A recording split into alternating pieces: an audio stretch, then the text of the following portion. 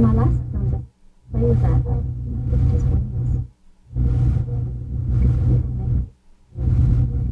And the camera should. Related in general to what the right-wing backlash that we're seeing, that the liberation and feminist movements are having to deal with right now. And I think that analysis of closing counters sort of, it makes you jump and realize that we can't just write it off as sort of pablum. Yes. Because it's in fact, they are in fact very dangerous weapons. Yes. But there was one thing that I was disturbed about when you spoke about Dog Afternoon, which I found to be not optimistic at all. As a matter of fact, not even as optimistic as other weak films like Alice Doesn't Live Anymore or Unmarried Woman, because as I recall, it presented some very, very negative stereotypical images of women. That whole time in the bank, I think, the way that the women responded to the situation was just totally like off the handle, hysterical, irrational, and that also the portrayal of the gay character himself was just a worse kind of smoothie than those women were. Who do you mean? The male wife? Pardon? The male wife you're talking about there? No. Or the Al Pacino character? Yeah. Uh-huh. Well, that's the market. The strongest one I got was that those women. Yes, the film. Yeah, there is a scene in the film where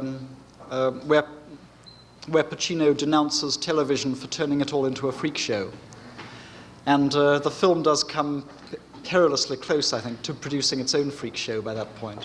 Especially the Pacino's two wives, the male wife and the female wife, the grotesque fat female wife, yes, who's of course again presented as a comic figure. I still find it very positive that the Pacino character is presented in a very sympathetic light, I think, throughout the film, and he is the kind of central figure whom 70s audiences identify with. He's the outsider. He's against the establishment. He's against the police. The cinema audiences enjoy his sort of anti-police demonstrations just as much as the audiences within the film do, I think. All that seems to me very interesting. The film does work positively like that. I didn't say it was optimistic, by the way. I think it has certain positive connotations in relation to the way the Pacino character is presented. I agree with you, though, and it's a very, very complex issue. Another of these extremely ambiguous films. Just to further that point, I didn't find that Al Pacino in that film was presented as a gay character at all, simply because his straight female wife somehow justified him, made him heterosexual, and because the gay figure was a transsexual or wanted to become a woman, Yes. and was presented as being extremely effeminate. Yes. And so therefore this almost made Al Pacino a real man, and a real heterosexual man. Yeah. The female characters in that film, I thought the strongest character in the whole film actually was the female bank employee who took over the situation. Yeah. She seemed to be Yes. the most sympathetic character in the whole film as well. I find the film strongest, I think, in its depiction of the bank employees.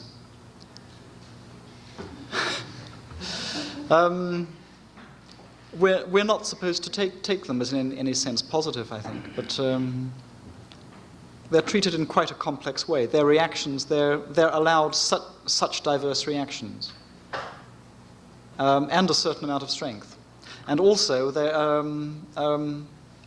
I like the way they develop sympathies for the robbers in the course of the film. I find that very charming. The way the film again plays with, rather than deals with, but at least it plays with it, the idea of these kind of distinctions. You know, I'm a bank cashier, you're a robber.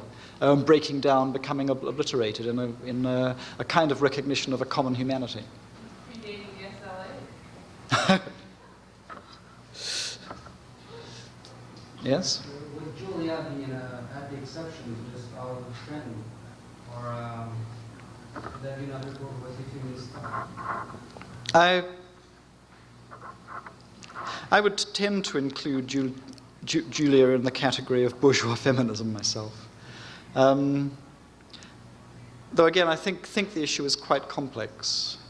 In some ways, it is quite an interesting film, in the very strong and positive characterizations it allows Jane Fonda and Vanessa Redgrave to give. At the same time, I think the film is perhaps primarily concerned to make radicalism safe. It turns out that Vanessa Redgrave's radicalism is really anti-fascism, and what she was really worried about was the Nazis, and that of course is quite okay. It doesn't make her in any sort of danger or threat at all. But again, the issues are quite complex there, I think, too. Yes, when you were talking about the horror film, one of the things you said was sort of the idea of the horror film being taken as the return of everything that society wants to repress. Mm. In the context of the discussion tonight,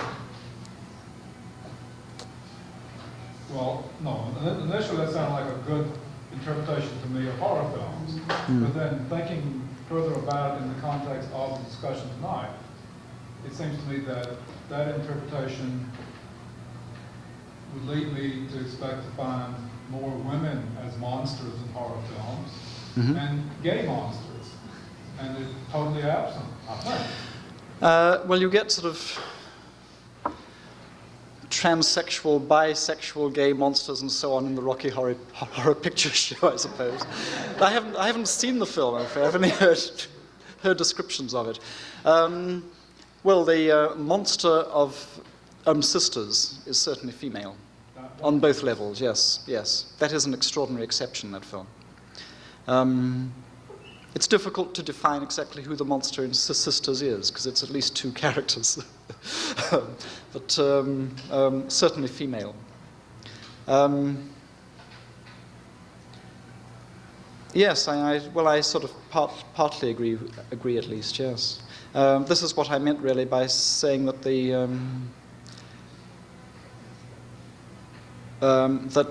even horror films can never get beyond a kind of negative radicalism. They can suggest ways in which everything is wrong, but they can't suggest anything new, anything beyond that. With a possible partial exception of Larry Cohen, who at least seems to be working on it, and sort of considering how to advance the horror film beyond that kind of negative state of. I mean, the most fully characteristic 70s horror film tends to end with the destruction of everything.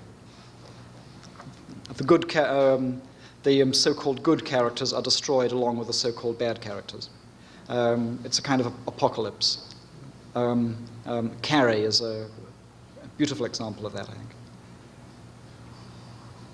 Carrie, of course, is another film centered on another horror film centered on a woman. There have been female vampire films. I can't think of any horror. Can't think offhand of any horror films in which the monster is gay or represent. I think the original James Whale Frankenstein, actually, way back in 1930, can be interpreted as a gay horror film. There, the monster doesn't. It isn't that the monster represents a gay character, but the monster represents homosexuality as an abstraction. It's the creation of the monster in that extraordinary phallic tower is paralleled step by step with the development of Frankenstein's relationship with his wife, the sort of wooing, engagement, wedding of the wife. All the time he's going away into the tower with his sort of secret life there that nobody must know about, of which the monster is the product. And again, of course, the monster is the film's most sympathetic character. I'd like to know your opinions of of popular films is Grease and Saturday Night Fever, whether this constitutes a trend? Sorry, as what? Grease and Saturday Night Fever. I have to confess I haven't seen either. I feel very guilty about that too, because I know obviously Saturday Night Fever is a film that anybody interested in the contemporary American cinema should have seen, at least, possibly Grease as well, but certainly Saturday Night Fever. I don't really know why I still haven't seen it, but I still haven't, so I can't really comment. Yes? I'd like to know to what extent you think strategies for altering the mode of presentation of homosexuals and women could be contained within, say, conventional narrative cinema, or where the limits, and say the limit cases which are conceived as policies.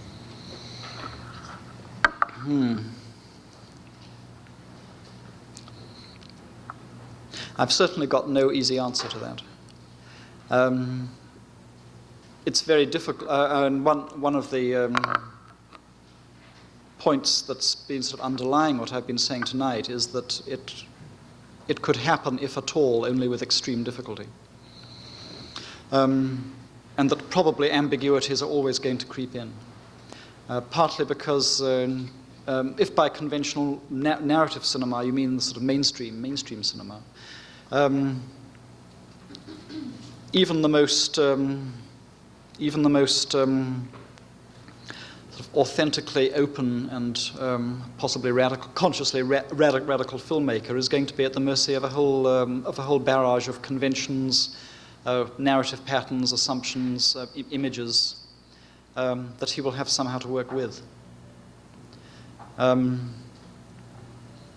I would say really that if one's interested in looking for any kind of radical progressive trends in Hollywood, it's possibly paradoxical, but I think it is true that they tend to present themselves in the most unconscious films rather than the most conscious, and to express themselves in kind of symbolic forms in genre movies, like horror films. Has anybody here seen God Told Me To? Demon, re-released as Demon. No. Nobody's seen that film. That's an amazing film. It's a somewhat clumsy film. It's made by Larry Cohen. It was his next film after It's Alive.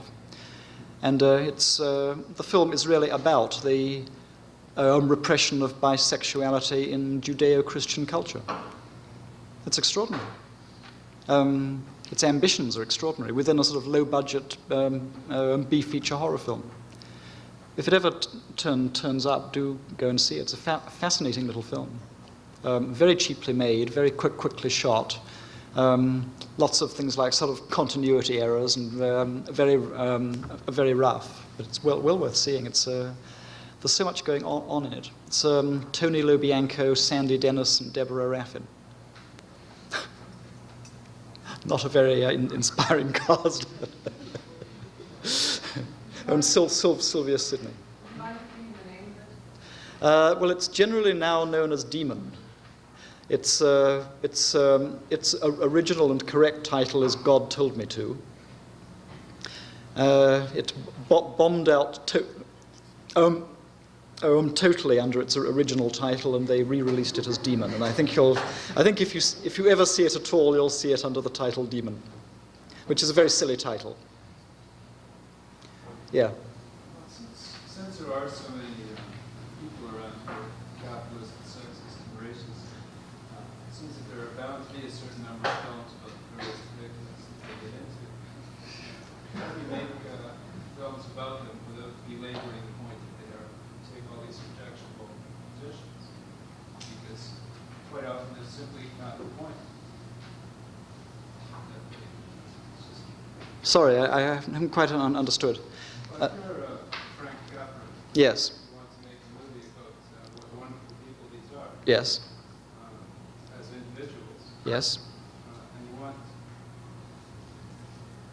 that's the full scope of your ambition, then you're going to end up making a film that is going to be inadvertently supportive of all kinds of obnoxious ideological positions that these people. Yes, yes, yes. So how much do you resent that kind of? What's likely to arise in a case like that is that a film will emerge that's really kind of split down the middle or full of ambiguities and contradictions. That's very true of Capra's own work, as you've mentioned him, I think. And what It's a Wonderful Life tries to do is to make a clear-cut distinction between small-town populist capitalism and money that's sort of fertile, that's simply sort of used to help people and to be kind to people, and so that everybody can sort of prosper in a small-town way, and sort of big-time capitalism, where the money is sort of stored up, hoarded in the banks, and used in sort of monopolistic ways. But any really searching and analysis of that film, I think, very quickly reveals that the film can't make that separation. It breaks down all the time. It's continually clear that one form leads to the other. So that the film becomes ambiguously a defense of capitalism and a kind of radical analysis of its weaknesses. And you can't just take it simply, I think.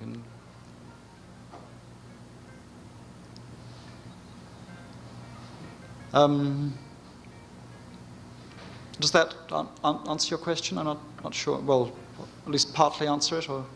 So a film has to take a position, is going to take a position whether it wants to or not. You mean well, I think it's absolutely clear that a filmmaker can never be totally in control of his own film, because he will be using materials that come from the culture and which carry their own meanings even before he's laid his hands on them. So that the meaning of the film may be much more complex, much more self-contradictory than the meaning the director thought he was expressing. I think that's been the case with a great many of the most interesting Hollywood films.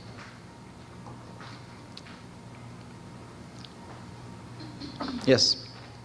In light of what you've been saying, isn't it likely that the most progressive films are found amongst the films that deconstruct, if you will, the traditional narrative modes, and most often in the avant-garde?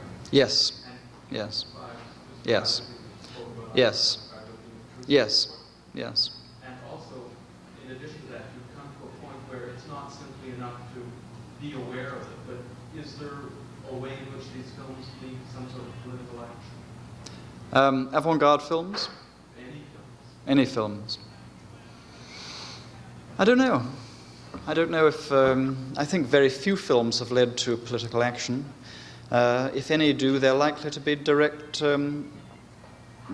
propaganda films, I would think.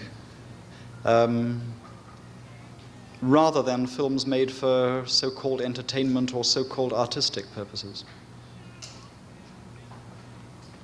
Which films tend not to lead to direct political action. What they may tend to do is to change people's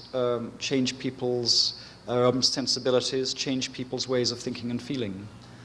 But not in a way that will sort of send them out of the cinema straight into the streets. And the problem, of course, with obviously avant-garde films can be, not necessarily must be, but can be more sort of radical and progressive. The trouble is they reach so many people, so few people. And I'm concerned with the films. I'm sort of primarily concerned with the films that reach so many people, and what sort of effects those films have, and what, in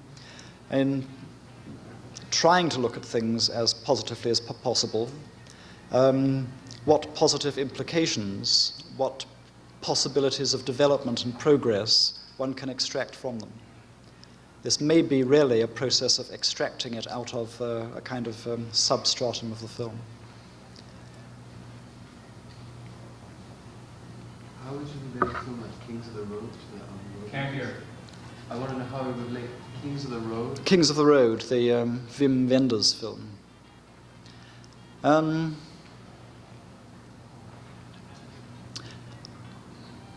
Well,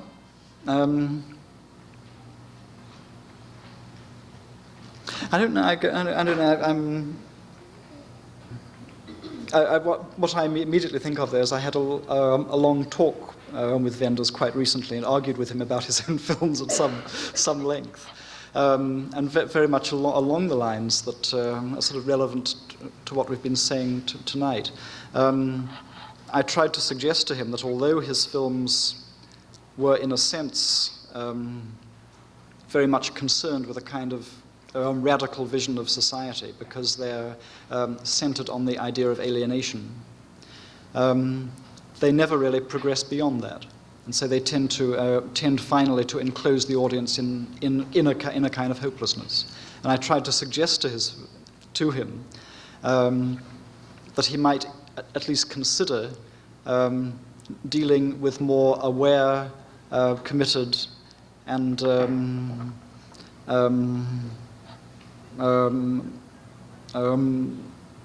sort of conscious, less hopeless characters in his films.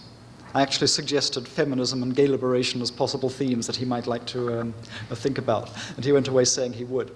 He would think about it. He didn't say he'd do anything, but he said. And he did seem to be aware that that was a sort of limitation of his work, that his films are sort of enclosed within that that kind of sort of ideological despair,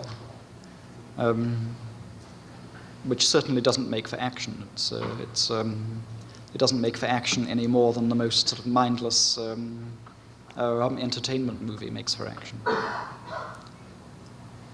Or not much more, a little more perhaps. It may make people think a bit more.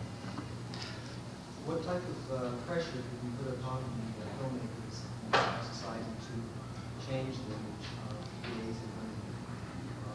What type of political action do we take as gays and as females?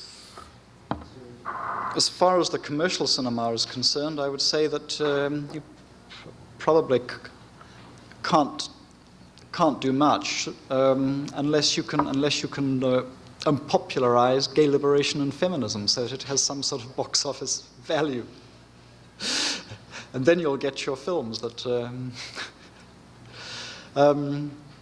That is obviously happening in the case of women to some extent, but within very very severe limitations of the kind I tried to talk about tonight. I mean, there really is an awareness on the part of Hollywood now that women are important, and there must be films about them, and there must be films centered on women, on female characters, films centered on actresses' performances rather than male stars' performances. So to get this enormous outcrop of films like Unmarried Woman, Julia, The Turning Point, Looking for Mr. Goodbar, others. So that is sort of happening. I don't know beyond that there's any pressure you can exert, except to confront filmmakers, perhaps in print or in person if you ever meet them, with their own failings in that respect. Just sense, is there any, there's something coming from the intelligence service?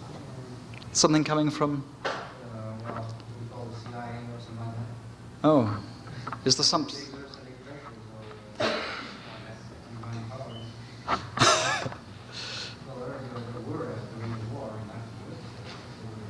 I can't hear, I'm afraid. Well, there were a certain pressure I heard during the war years. Uh-huh. And afterwards, I was wondering if the machine was still working, or you know anything about that? I don't know, no, I can tell you. Yeah? The discussion tonight is based on approaching films in terms of their ideology and a particular sexual political position that the film to present. Yes. What I'm interested in is whether tonight is one lecture you're giving, or whether tonight is an example of your critical position now. That is, if you see Saturday Night Fever, will your thoughts or your writing about Saturday Night Fever be from the same position that is being presented tonight? And a second but related question is, the position tonight is quite different from what I remember about your writings from earlier years. How do you now think about your earlier writings in terms of the position you have now? Well, to answer the first part of your question, yes, I think this is the position from which I would now look at films. Though I don't know that I think I may have expressed the position a bit too narrowly tonight, because in the process of one short lecture, I would rather go for sort of clarity and possibly controversy, rather than fritter everything away in complexities and qualifications. The second part of the question, yes, I think my writings have changed a great deal. My impulse and my recent impulse has been to sort of to want to abandon everything I wrote up to a few years ago. However, I was looking through one of my earlier books recently, and I was surprised to find that it had a rather more radical position than I'd realized. I was quite happy. I was quite happily surprised. I thought there wasn't quite such a break as I'd thought there had been before. I was very conscious of making a break and of wanting to make a break in order to talk about films in different ways, in more political ways and more socially aware ways, and to try to, insofar as a film critic and film teacher has any influence, and I certainly don't want to sort of exaggerate that influence because I don't think it's that great, but for that influence, insofar as it exists, to be a part of some sort of ongoing social process, rather than just the critic who says, this is a masterpiece, this isn't so good, you must like this because it has this, this, and this in it which are lovely, and you know. I want to feel myself as part of a sort of ongoing social process in which I have some sort of voice. But I think of that, I don't sort of kid myself that changes the world, but it's important to me.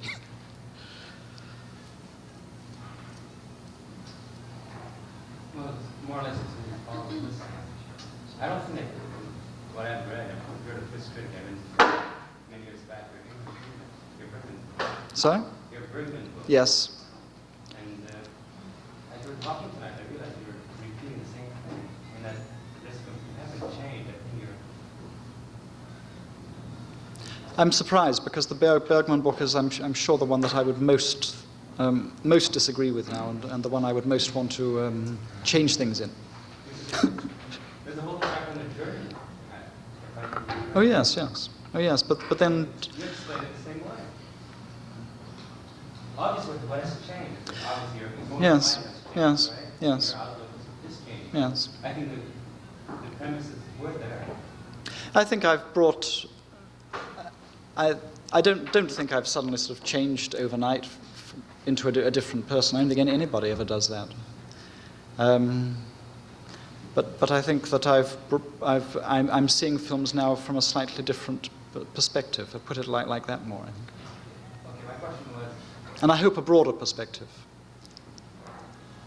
Yes? Isn't the corpus influencing? Is it the what? Isn't your corpus, your film corpus, Yeah. influencing now your outlook on it? Having chosen American cinema, that's changed your outlook on it. No? Had you chosen, let's say, what you were doing, more European films, your outlook was different. It had to be different. You couldn't treat film in the same way you treat American cinema, which deals Yes. overtly in a mythical level, right? Yes, yes, yes. I'm not exclusively interested in American cinema. I do see other movies too, and I talk about them from time to time too. Well, my question was whether or not you think the corpus tonight has influenced a certain, has brought it to a more narrow. How do you mean the corpus tonight? What? The American cinema has brought me to, well, I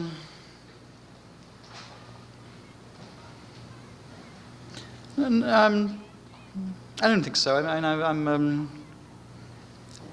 I think if one wants to engage with the cinema on some sort of social, political level, one will tend to concentrate, or at least it is legitimate to concentrate on the cinema that has the most effect in the world, which is to say the American cinema, which is still very clearly the dominant cinema in the Western world. But also, I've always loved the American cinema. It's always been my central interest. You don't always get to write the books that you most want to write. You get to write the books that publishers ask you to write. And I was asked to write a book on Bergman, and asked to write the second half of that book on Antonioni.